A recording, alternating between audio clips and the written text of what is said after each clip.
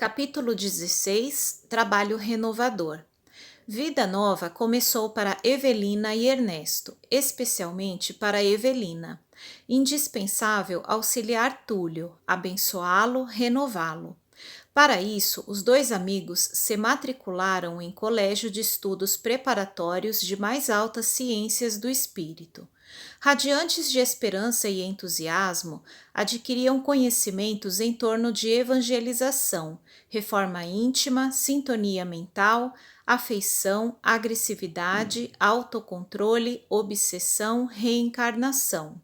A fim de conversar construtivamente com aquele que se lhe extraviara a conta pessoal, a senhora Serpa munia-se de instruções com que lhe pudesse ganhar o raciocínio. Competia-lhe o esforço mais grave, desfazer-lhe na mente o quisto de ilusões que ela própria criara. Fantine, contudo, que se compadecera fundamente do rapaz menos feliz, de acordo com avisos do Instituto de Proteção, poderia acompanhá-la a pequena distância, com a obrigação de intervir quando necessário.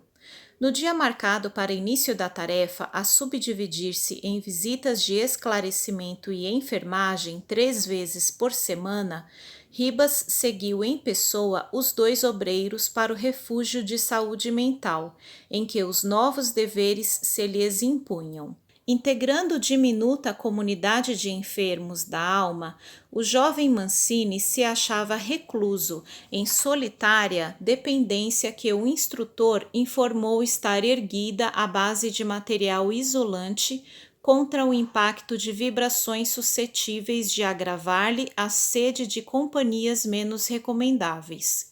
O orientador apresentou ambos os companheiros às autoridades e auxiliares do pouso de reajuste, e tanto Evelina quanto Ernesto, sob o beneplácito da simpatia geral, puseram mãos à obra. Túlio acolheu, encantado, a presença da moça, e de começo reafirmava-lhe os protestos de devoção afetiva, em ditirambos de lealdade e ternura. A senhora Serpa, no entanto, redobrou cautelas emolduradas de carinho, suplicando a inspiração da vida maior para não falhar na missão que abraçara. Os diálogos terapêuticos prosseguiam pontualmente. Apesar disso, Mancini não se desfixava da paixão que o absorvia, lembrando um barco chumbado ao solo, incapaz de afastar-se do cais. Principiasse Evelina a preparar clima adequado às lições e ele choramingava, à maneira de criança doente. Declarava-se indisposto e inabilitado para o estudo, desconsiderado, ofendido nos brios próprios. Asseverava-se infenso a qualquer ponderação filosófica, alegando não sentir inclinação para assuntos de fé. Insistia em reconhecer-se unicamente um homem, na definição dele mesmo, e nessa condição não queria uma enfermeira ou preceptora, mesmo solícita quanto a moça se revelava, e sim uma companheira, a mulher dos seus sonhos. Evelina ouvia pacientemente os remoques e lamentações incessantes, aparando-lhe os golpes e podando-lhe as impressões destrutivas, sempre assistida por Ernesto, que lhe supervisionava os esforços com generosa atenção. Imbuída das responsabilidades que lhe assinalavam agora a vida, e sendo criatura profundamente emotiva, a senhora Serpa concentrava-se de modo constante no esposo, nele investindo toda a carga de seus potenciais afetivos. Para sentir-se na posição de tutora maternal de Mancini, experimentava a necessidade de ser mais entranhadamente a mulher de Caio. Por essa razão, mentalizava-lhe a imagem a cada passo, endereçando-lhe em silêncio os seus mais belos pensamentos de amor. É verdade que Serpa não lhe havia sido consorte ideal. Além disso, sabia-o agora homicida, com refinados recursos de inteligência para ocultar-se. Evelina, porém, humana quanto qualquer ser humano, ponderava de si para consigo que ele se fizera criminoso por amá-la. Eliminara a existência de Túlio para disputar-lhe o coração em agoniado lance afetivo. Aspirava a revê-lo em pessoa, aurir-lhe o calor da presença, a fim de revigorar-se para os embates morais a que se confiava. Entretanto, por mais solicitassem permissão para visitar a família terrena, Fantine e ela obtinham regularmente a mesma resposta dos mentores: muito cedo. Reconfortavam-se, por isso, com estudo e trabalho. De vez em vez, o tete-a-tete entre ambos, as confidências. Ernesto falava enternecidamente da esposa Elisa e da filha Celina.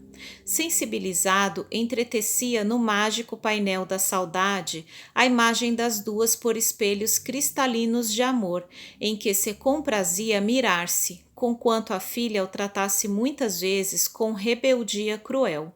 De certo que a viúva e a jovem não arrostavam dificuldades materiais de vulto maior.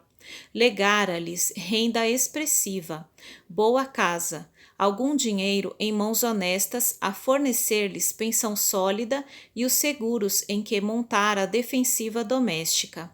Mas, e a ausência?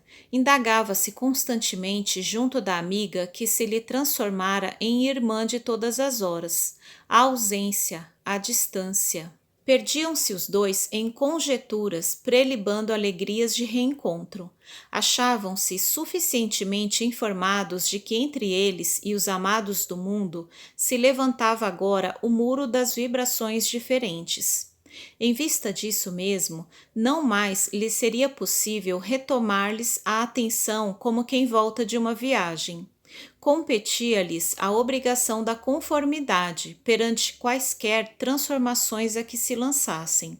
Nesse sentido, até ali, haviam registrado as mais diversas narrações de mortos que procediam da terra, desacoroçoados e tristes, ante a impossibilidade de serem vistos, ouvidos, assinalados, tocados pelos parentes. Muitos voltavam consolados e esperançosos, como que libertos de laços e algemas que lhe fossem pesados aos corações, mas outros, muitos, regressavam desencantados e sorumbáticos, evidenciando pouca disposição para conversar. Referiam-se a amigos e a mudanças radicais na vida caseira, mencionavam desastres e falências na ordem afetiva de almas inolvidáveis. Eles dois, porém, se identificavam otimistas, confiantes. Evelina entusiasmava-se, derramando-se em nobres impressões diante de Ernesto atento. Caio, na opinião dela, caíra em deslizes. Todavia, reabilitara-se-lhe no conceito de esposa pelo alto gabarito de ternura e abnegação a que se elevara, durante os dias últimos da enfermidade que lhe fora fatal ao corpo físico. Em verdade, podia ter sido desleal durante algum tempo. Lá isso podia. Era um homem com as exigências naturais de vida comum e, obviamente, se distraía, enquanto lhe aguardava a cura e o refazimento, mas à frente da morte, diante da longa separação. Modificara-se, parecia haver recuperado a condição do noivo, amoroso, terno. E Evelina, ao contemplá-lo com os olhos da imaginação, supunha-o agoniado e infeliz no anseio de livrar-se da carne, a fim de recolhê-la nos braços. Antecipava opiniões enquanto Fantine lhe guardava com interesse a doce expectativa. Solenizando alegações, asseverava que Serpa cometera até mesmo a loucura de eliminar a presença de Túlio, no intuito de desposá-la. Fora isso, terrível calamidade, fora. No fundo, porém, Evelina mostrara traços inequívocos da vaidade de sentir-se querida. Declarava resoluta que, tal qual se esforçava por Mancini, desvelar-se-ia mais tarde por Serpa, esmerar-se-ia em ajudá-lo em qualquer reparação que se fizesse precisa. Ernesto volvia então a biografar-se contando histórias do lar. Amava a esposa entranhadamente e confessava que praticara muitos disparates, quando mais moço, de maneira a preservar a tranquilidade doméstica.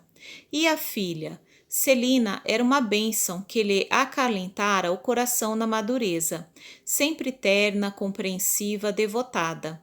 Sonhara para ela um marido bom, amigo. No entanto, deixara-o aos 22 anos de idade sem casamento à vista.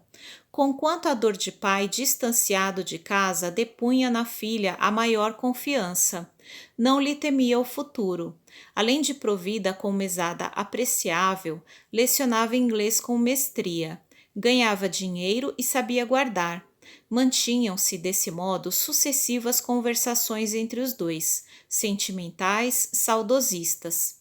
Passados 6 meses de atenção e doutrinação, a benefício de Túlio, Ribas veio examiná-lo em pessoa, segundo promessa à vida. Após verificar a pontualidade e a eficiência de Evelina, através de anotações referendadas pelas autoridades orientadoras da casa, penetrou o aposento do enfermo, categorizado para ele como médico em acurada inspeção.